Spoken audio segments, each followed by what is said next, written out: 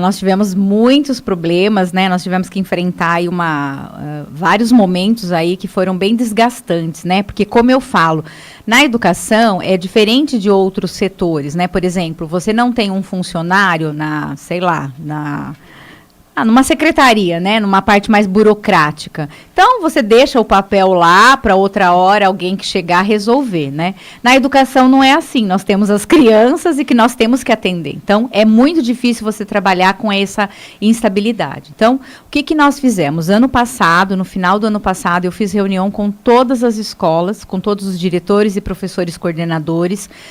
Apresentamos um diagnóstico de cada escola, tanto das questões pedagógicas, mas também das questões estruturais, administrativas, e elas também nos entregaram a devolutiva disso, falando, né, dos problemas e das dificuldades. Então, agora nesse momento, né, janeiro, fevereiro, nós estamos compondo para tentar melhorar isso. É claro que as coisas, Carla, elas não acontecem do dia para a noite, né, porque também a gente tem que, como eu sempre falo, né, ter essa responsabilidade com a questão orçamentária.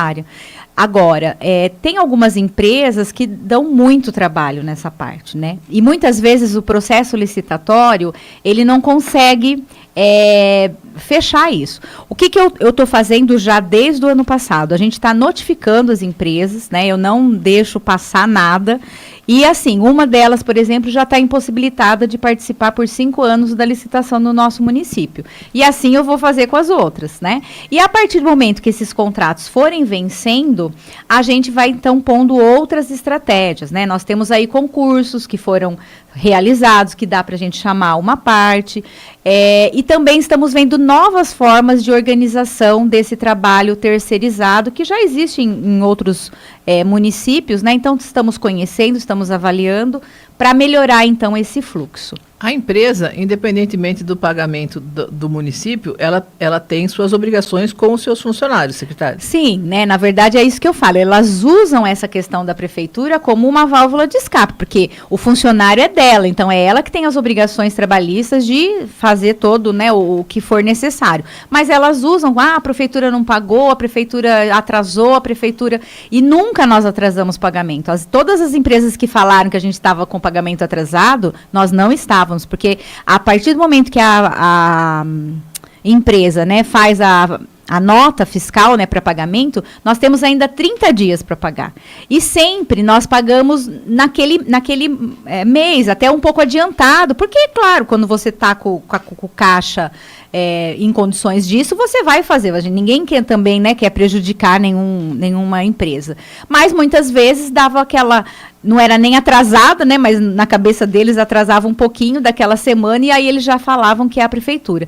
E os funcionários, muitas vezes, não têm esse conhecimento, né, Carla? Né? Eu fiz mesmo várias reuniões com as funcionárias, com alguns pontos, e explicando para elas. Então, é difícil também para as pessoas entenderem. A gente sabe, mas também, né, não dá para essas empresas ficarem sempre colocando aí a culpa na prefeitura.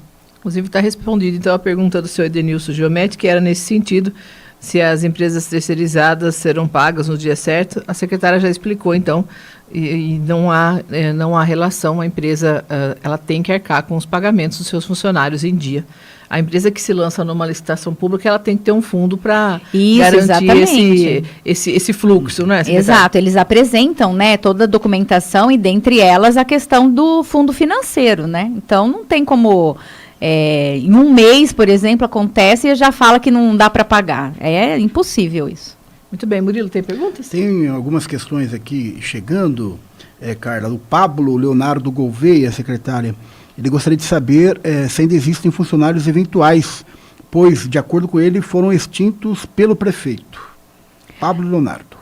Tá, na verdade não é que foram extintos pelo prefeito, né? Existiu uma ordem judicial, né, da promotora, que não poderíamos mais ter os contratos, né, não era nem contratos, né, a chamada por serviço eventual, que nós tínhamos que, né, ou chamar o concurso ou contratar empresas. Então, naquele momento, acho que lá, logo no começo, quando nós chegamos, vocês devem lembrar que a gente teve que dispensar em torno aí de 500 eventuais.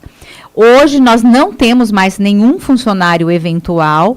O que nós temos, às vezes, são professores eventuais por conta das faltas, das licenças, das necessidades, né, da escola.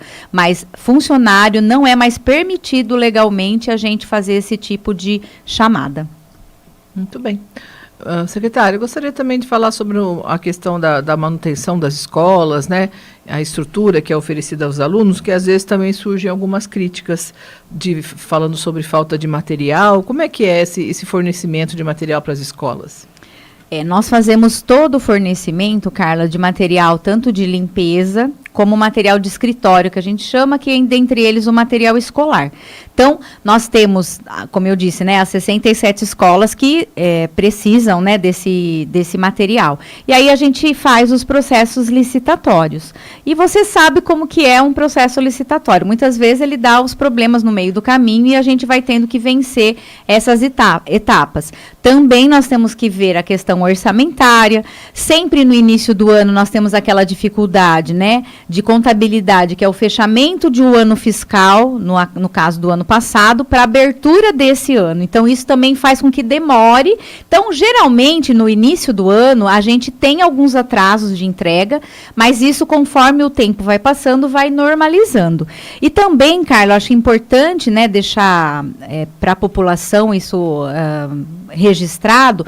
As escolas hoje, elas recebem algumas verbas federais, né, diretamente na escola, para que nesses momentos também ela possa recorrer a ele para suprir as necessidades. É claro que a gente sempre procura que a escola invista esse dinheiro em coisas mais pedagógicas do aluno, mas na legislação é permitido que elas comprem também o material de limpeza, o material de escritório. Então, a gente tem conversado com as escolas nesse sentido, para que a gente chegue aí num denominador comum.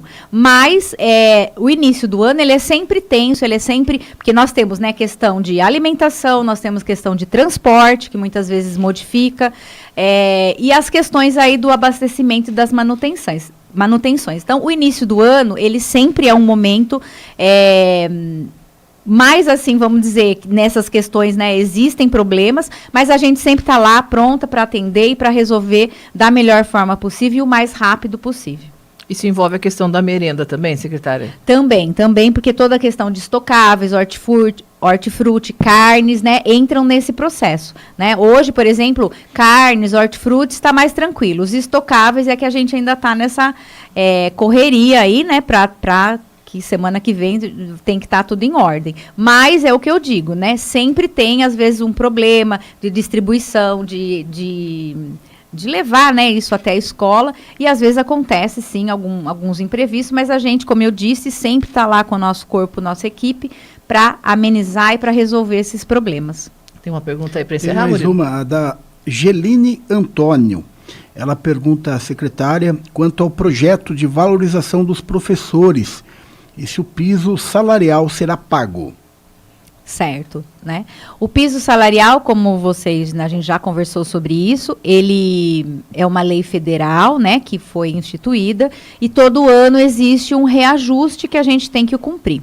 Esse ano, o valor já saiu, mas não saiu a normativa, né, a portaria do MEC. Então, nós estamos aguardando, isso deve acontecer ainda nessa semana, né, porque até janeiro eles têm que soltar isso, e aí assim que tivermos esse valor com certeza aí, né, faremos o repasse para os professores que não ganham o piso, né. Rio Claro, nós temos um plano de carreira já de anos e é uma faixa muito pequena que não ganha o piso no seu salário base. Então, é dado como abono, a partir de um decreto do prefeito que sai, esse pagamento. É claro que existem as discussões, né, e a Justiça também tem conversado sobre isso e tratado sobre isso, mas ainda não se tem uma decisão final em relação à carreira inteira do magistério. Então, a gente sempre está atenta, aguardando, mas também tendo a responsabilidade, por quê? Murilo e Carla, a lei de responsabilidade fiscal também é uma legislação que o prefeito, né, e nós temos que cumprir, e também a gente não pode passar daquele limite prudencial, né, que se determina para a folha de pagamento dos funcionários. Então, toda essa discussão, ela é realizada, ela é feita para que a gente consiga, de fato, sempre pagar os salários, porque também não adiantaria o prefeito falar, vamos dar 100% de aumento e depois não fazer o pagamento dos funcionários, né? Então, essa responsabilidade também tem que haver em torno, né, dessa questão.